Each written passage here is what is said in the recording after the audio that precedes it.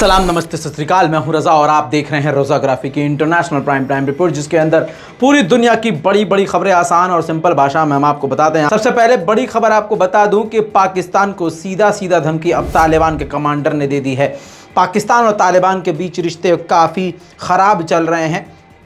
हालांकि पाकिस्तान इस बात को छुपा रहा था कई अरसे से, लेकिन अब ये बात पाकिस्तान भी एक्सेप्ट कर रहा है।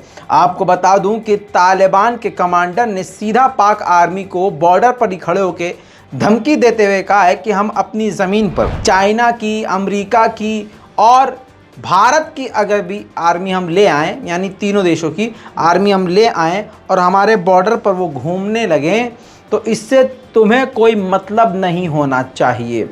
और हम अगर चाहें तो हम तुमसे वैसे ही लड़ सकते हैं जैसे हम अमेरिका से लड़े हैं। हम अगर शर्म कर रहे हैं तो बस इस बात की कि तुम मुस्लिम कंट्री हो, तुम मुसलमान हो, वरना हम तुम्हारा हश्र बुरा कर देंगे। जी हाँ दोस्तों, तनाव बढ़ता जा रहा है और आपको ये लगेगा कि रज़ा भाई बिना सबूत के बोल रहे हैं, तो फिर से बता दूं, आप गलत हैं। सबूत आपके सामने। پک افغان نه ډارېږي نه په دې تار افغان ګرځي دا تاسو چې کړی ده د امریکانو په یو کمپاین باندې شل راګرځي وشه پښتنه وکړي چیرې دي خو موږ له تاسو سره ښه سلوک له ښه اخلاقو د مسلمانۍ له لیوله کار سره کوو نه ایسته دي ما دا خبره ده ګوره د دغه تار 2 متره ورخواته دي ما سړی دا په ډبره وستله ولاد نه هره ته کړی دلته ما ګرځه بیا جنگ ته ځان تیار کړم مکمل جنگ سره کوم نه کاکا دا خبره خو تاسو ډیر دا ورسه مخکې ته اسلام آباد ته ورسه ونسلال شش بار ولای زغور اختیار نه لري تاسو چې کوم مسله ده کنه تاسو دا وایي چې د ټول خلک راځي او چلغوزره کوزي او تاسو په توازن کوي داس پک خبره موږ د افغانانو د توپک یو دستور ده دا نه ده دا یو دستور ده د واسکټ کې بیا کې ګرځي له وخت په شوا او شوا پیړۍ وته دي دلته موږ هر شپه راځي توپک په ور سره وي هر څه راځي چې زموږ وځي کوي کلاشینکوف په ور سره وي کلاشینکوف کې کار نه ګرځي که ټاک در باندې وکړي ما د امر د سر ولا سیده چې تار بل څه چاو دا تار پیږي ما خبره داوا پویږم هو ولا کنه په دغه نه دا ونه خوینه دا سړي شناشتي هغه سړي خوینه دا ته به موږ شل کسان ګرځي ته پکام ور سره وي کدي بیا دا غږ په کړه نن ګور دراتله مکه زنه د مجاهدینو د کل جنگ سره کو دغه ټاور وراته ټینګ ټینګ کیږي دغه کټ وراته ټینګ ټینګ کیږي هغه ما راځي ما ولې ون تاسو پلار وطن خو ما خپل وطن کې ګر امیر صاحب و ته زتان خپل لکه مشرک نه ما مشرم و خو نو ورته شنه سو وسره ګوره خبرې به من خپل منځ کې کوو چې باندې کو دا تاسو چې څنګه کوي خفه نشئ نه خفه تاسو ګوره تاسو یو ډیماند دا دی کنه تاسو موږ ته خبر راورسوله کنه اوس په موږ په خپل خبره مشر ته ورسو اوس تاسو ماته دا وایي چې نه داسې چل له زبا کوم زبا دا کوم دا غلطه خبره ده کنه تاسو ګوره تاسو ډیر معزز موږ له خو د ساده الفاظ خبر ورته اسلام آباد ته رسوي کې تر جوړ برسوي کې تر پټ رسوي کې تر پېښور رسوي موږ له خو دا خبره ده چې دغه تار 3 متر ورخواته ما په خاور کې امریکایي ګرځیدو که روسي ګرځیدو که جاپاني ګرځیدو که افغان ګرځیدو کار باندې پیدا خبره سر خلاصيږي چې امریکایان دلته ګرځي اوس په افغانستان په امریکانو هم کار نه لري دا ما خپل وطن ده کوم امریکایان واسو کوم چینایان واسو کوم هندوان را واسو دلته ګرځي ته به کار د صاف ملک کار نه لري ما په مرته तो देखा दोस्तों, पाकिस्तान के साथ तनाव बढ़ता जा रहा है। दूसरी तरफ तालिबान ने अपने अफगानिस्तान के एयर स्पेस में उड़ते हुए एक ड्रोन के ऊपर ओपन फायर किया है। जी हाँ, ओपन फायर जो किया है ड्रोन पर, उस ड्रोन की लोकेशन क्या है, कहाँ से वो भेजा गया है, किस मुल्क का वो ड्रोन है, अमेरिका का या पाकिस्तान का, ये कुछ भी क्लियर नहीं है। लेकिन देखिए वीडियो।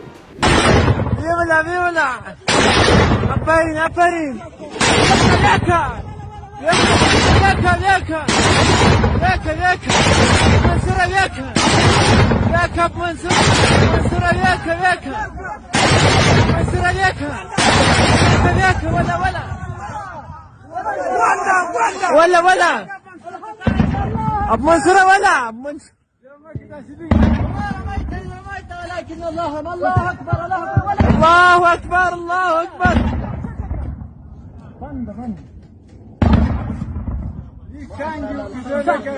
الحمد لله الحمد لله। दोस्तों, इसके बाद मैं आपको दुनिया के दूसरे छोर वियतनाम में ले जाना चाहूँगा। वियतनाम में एक बार में बुरी तरह से आग लग गई। जब यह आग लगी तो बार के अंदर 40 लोग थे, 12 लोग तुरंत ही झुलस कर मर गए, कई घायल हैं।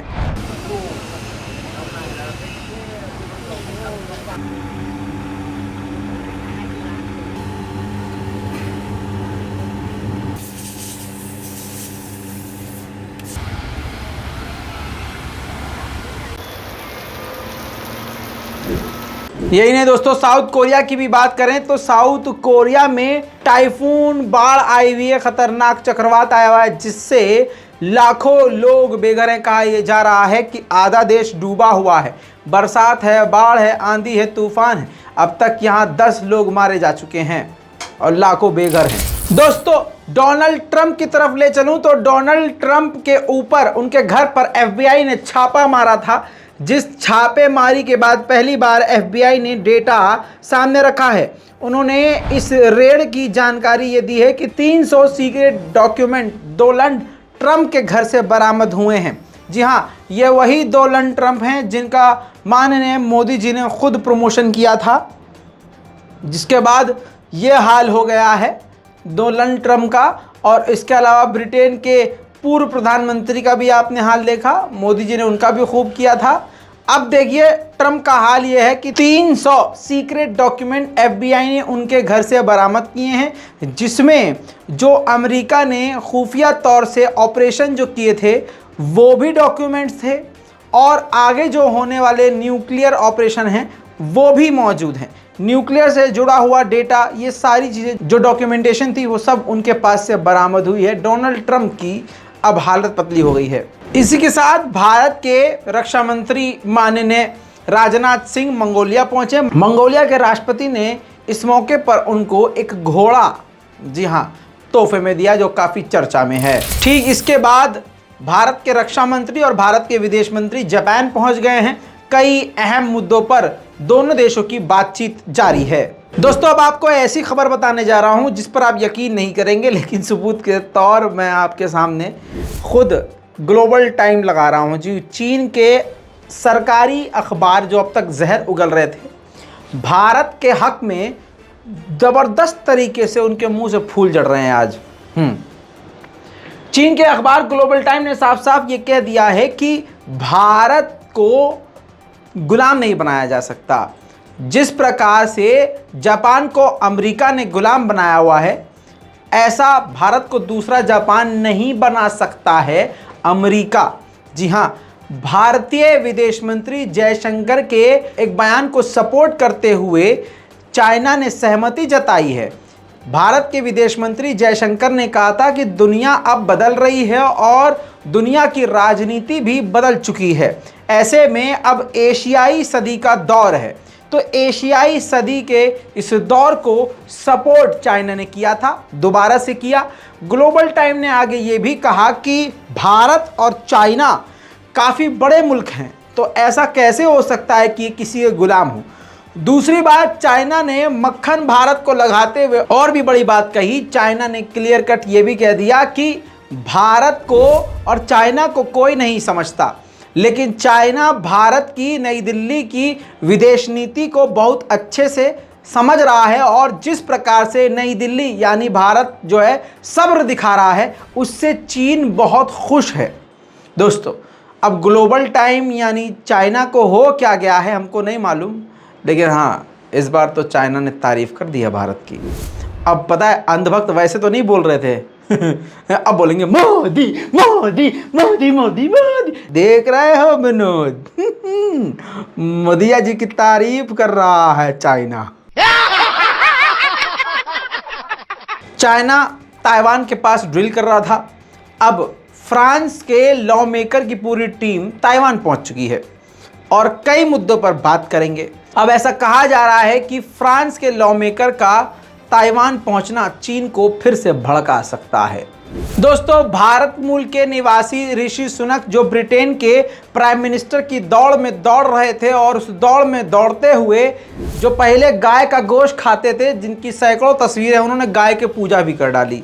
जी हाँ, जिसके बाद भारत की तरफ से, भारतीय जनता पार्टी की तरफ से, कई नेताओं की तरफ से यह बयान भी आया कि भारत की जो गाय होती है वो असली में माता होती हैं, विदेशों की गाय तो हमारी आंटी होती है। ये बात मैं हकीकत बोल रहा हूँ, आप गूगल कर लीजिएगा, और अपने नेशनल प्राइम टाइम में बता भी चुका हूँ पहले। अब आपको बता दूं कि ये जो नई मैडम वहाँ की प्रधानमंत्री बनी हैं, ये ऋषि सुनक को जीतने नहीं दिए हैं। अब पार्टी में, सरकार में ऋषि सुनक के जो करीबी हैं, जो उनके सपोर्टर्स हैं, चुन चुन के उनको सत्ता से निकाल रही हैं और अपने करीबी, अपने सपोर्टर्स को उच्च पदों पर यानी ऊंची पोस्ट पर रख रही हैं। दोस्तों आपको बता दूं सबसे बड़ी खबर जिसका असर आने वाले वक्त में आपके पॉकेट पे ही पड़ सकता है। ध्यान से सुन लीजिए, समझ लीजिए। अमेरिका ने चीन पर बड़ी पाबंदी वो भी 10 साल के लिए लगा दी है। चाइना टेक्नोलॉजी के लिए माना जाता है सस्ती टेक्नोलॉजी, चाइनीज आइटम, यहां तक कि आईफोन भी असेंबल चाइना से होता है क्योंकि वहां लेबर सस्ती है। तो आप समझ लीजिए कि चीन को सबसे बड़ा झटका अमेरिका ने दिया है कि अमेरिकी और अमेरिका के साथ मिलकर काम करने वाली जो टेक्नोलॉजी की कंपनियां थी, जो टेक कंपनियां थी, उनको अमेरिका ने कह दिया है कि आप अगले 10 साल तक चीन के अंदर और चीन के साथ काम नहीं कर सकते। ऐसे में मौका किसको मिल गया है? भारत को। जी हां, लेकिन अब देखना यह है कि क्या सच में भारत को ये सारी कंपनियां अपनाएंगी या अमेरिका में ही सीमित हो जाएंगी या टर्की या दूसरे देश चली जाएंगी। लेकिन अगर सीधा नुकसान हुआ है तो चाइना को बड़ा नुकसान हुआ है। और अगर चाइना के अंदर ये कंपनियां नहीं जाती हैं और 10 साल तक वो वहाँ काम नहीं करती हैं तो ये समझ लीजिए कि दूसरे यूके, जर्मनी, फ्रांस, इटली कहीं और जाकर कंपनियां काम करेंगी और वहाँ से कुछ फ़ोन बनाएंगी, कुछ इलेक्ट्रॉनिक गैजेट्स बनाएंगी, कुछ भी वो लॉन्च करती हैं, बनाती हैं, तो भारतीयों के लिए वो महंगा पड़ सकता है। वहीं दोस्तों रूस पर पाबंदी जो यूरोप ने और अमेरिका ने लगाई है वो अब सारी दुनिया पर धीरे धीरे भारी पड़ रही है। भारत यहाँ पर खेल खेल गया। भारत ने अंधाधुन उससे डीजल, पेट्रोल और कोयला भी लिया और भारत अभी भी जमकर खड़ा हुआ है। इस मामले में भारत की विदेश नीति का कोई तोड़ ही नहीं है भाई साहब। सुपर से ऊपर भाई साहब विदेश नीति है भारत की। इमरान खान ने जो तारीफ करी थी वो तो आपको याद ही होगा। वो कोई पागल आदमी थोड़ी ना है कि कुछ भी मतलब बोल देगा। तारीफ करी थी भारत की विदेश नीति की तो कुछ सोच समझ के करी होगी। बहरहाल अब आपको बता दूं, आपकी स्क्रीन पर ये देखिए एक और मुल्क है इंडोनेशिया, जहां पर पेट्रोल डीजल के दाम 3 गुना अचानक बढ़ने के बाद जनता सड़कों पर उतर आई है। सरकारी रास्तों के गेट को तोड़कर गिरा रही है और जगह जगह पर प्रदर्शन कर रही है। कहा यह जा रहा है कि इंडोनेशिया में रहना और वहां जिंदगी गुजारना इस वक्त 3 गुना महंगा हो गया है, जिसकी वजह से जनता अब सड़कों पर उतर आई है। दोस्तों ये थी दुनिया की कुछ बड़ी बड़ी खबरें। अब इसके बाद आप इंतज़ार कीजिए मिडिल ईस्ट रिपोर्ट का। अगर आपको चाहिए तो नीचे कमेंट कीजिएगा मिडिल ईस्ट, वरना छोड़ देंगे। तब तक के लिए भाई साहब दुआओं में याद रखिए, चैनल को सब्सक्राइब कीजिए। मैं हूं रज़ा और आप देख रहे थे रज़ाग्राफी। जय हिंद।